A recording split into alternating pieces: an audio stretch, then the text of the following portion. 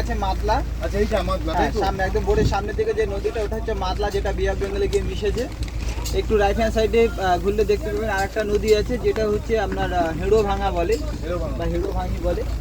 আমরা আরো রাইট সাইডে দেখবেন, এই সাইডে আছে আপনার বিদ্যাধরী বলে একটা নদী আছে। আচ্ছা আচ্ছা এইটা হচ্ছে বিদ্যাধরী। হ্যাঁ বিদ্যাধরী। এই সাইডে আছে আপনার গোমতী নদী, যেটা আমরা হয়ে জঙ্গলে ঢুকেছিলাম।